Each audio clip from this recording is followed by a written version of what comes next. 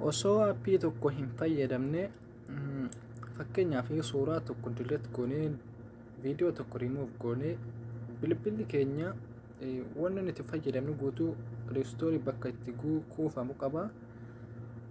Fakkeenyaaf suuraa tokko yookaan viidiyoo tokko remove goonu waa lamaa fi tokkoffaa bilbila keenyaaf illee wanni kun sirrii miti delete gochuu qabna jechuudha. Akka bilbilli keenya guute waan nu buusuu hin dandeenye gumnaa jechuudha. Inni lammaffaan immoo akka namni viidiyoo kaa'u galerii keenya keessa seenee viidiyoon sun achitti ta'uu danda'a, suuraan sun achitti ta'uu danda'a dhoksaa waan ta'eef namni akka bilbila keenya keessaan argineef fakkeenyaaf dubartoonni faantu viidiyoo qullaa fa'aa waraabanii waan adda addaa kana waraabanii gaafa ta'an ergantu jira dhiiratti viidiyoon sooshaal miidiyaa ni deema waan kana gaasaan waraabee erga ta'uu danda'a jaalallee isaaniitiif booda inni bilbila ishee kana fuudhee osoo isin hin beekini isin dileetii goote yoo namaaf ergitu dileetii goote bilbila sana akka carraa namni yoo fuudhee restoorii kana keessa seenee viidiyoo isheen duraan dileetii godhaa turte sana argee sooshaal miidiyaa isii baasuu danda'a yoo kaa'u abbaa manaa siifaa ta'uu danda'a. Kana waan kana ofirraa eeguun dirqama akka aappii buufanne aappiin sun viidiyoo nuti dileet gooneef hin finne yookaan akka karaa ammaa restoorii keessa dhaqame hin argamne haquu qabna gootummaan guutuutti jechuudha. Agaruma viidiyoo kanatti hordofaa viidiyoo kana akka isinitti tolu abdii qaba namni baay'een kana ni beeka. Wanni namni waan kana barsiisu illee xiqqoo natti fakkaata karaa aappiitiin malee aappii viidiyoo bade deebisuu malee akka hin deebifne illee namni barsiisu hin jiru. Kanaaf galerii keenya keessa ni seenna jechuudha jalqaba irratti. Kana hordoftoota kiyyaa warri YouTube kiyyaa subscribe naaf godhe bakka subscribe jettu kana irratti tuqaadha mallattoo bilbilaa kana gadi tuqaati ol bakka jettu kana irra kaa'aadha viidiyoo kanaan dura dabarsee irraa barachuuf bakka viidiyoo jiru kana tuqaa.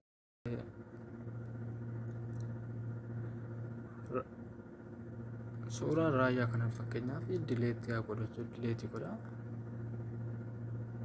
Jiru jechuudha amma suuraa raayyaa akkuma argaa jirtan as keessaa badee jira jiru jechuudha kunoo tokko illee jira dileetii godhaa jechuudha.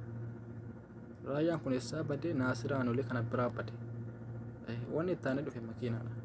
Okkee sarara sadan kana naan tokko jechuudha amma sarara sadan kana jaawwan bilbilli keessa yoo akka kiyyaa ta'e ni qaba lookeeshinii seetingii waan adda addaa jira keessa fakkee dileetii kana irratti gadi tokko kun dileetii miti jechuudha yoo gamaan dileetii gootan as seena. Okkee raayyaa abbaa macaa isa seeree dhufee as seene jechuudha haaluma argaa jirtan gaafa 29 osoo hin taane akkasitti viidiyoon gamaa gubee dhufee as seenee jira jechuudha.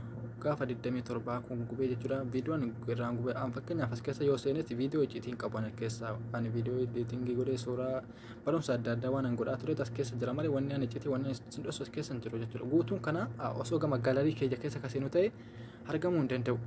Garuu namni immoo beeku waan galarii keessaa dileet godhe arguu yoo fedhe karaa nama dhufe yoo seene waan eega bilbila kana bitee irratti hojjechaa ture irraa gubee argachuu danda'a. As keessaa hin gubne waan ta'eef of dagadheen jira ta'uu danda'a yookaan warraan fadhee ta'uu danda'a. As keessaa argachuu danda'a. Fakkeenyaaf waan jaalallee kuwaate mana koo kaa'u bilbila siin sana irratti hojjechaa turte suuraa siin nama argitee waan adda addaa goote as keessaa argachuu nan danda'a jechuudha. Yoo as keessaa gubde malee hatte dirqama si haquu qabna dhumne.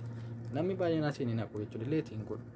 Harkaan yoo gadi qabu select elira yoon kaa'u viidiyoon as keessa jiru viidiyoo 775 as keessa jira jechuudha. Kana quban qabu jechuudha namoonni baay'een kana quban qabu.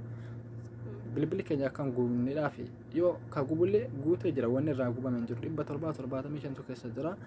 Yoo ta'e viidiyoo irraa baradhee irra deebi'ee editii godhee ilaalee jedhu malee yookaan bilbilli keenya akka fuudhee ta'e yoo irraa barate malee waan arguu hin jiru jechuudha keessa. Bilbilli keenya kun haaraa waan ta'eef irraa hin gubne akkasumatti dhiise. Fakkeenyaaf gubuu yoo barbaadda waan kana dileetii ni qaba dileetii irra gootu restoorii ni qaba gama galarii keessatti dabarfachuu ni dandeessu guutumaan guututti.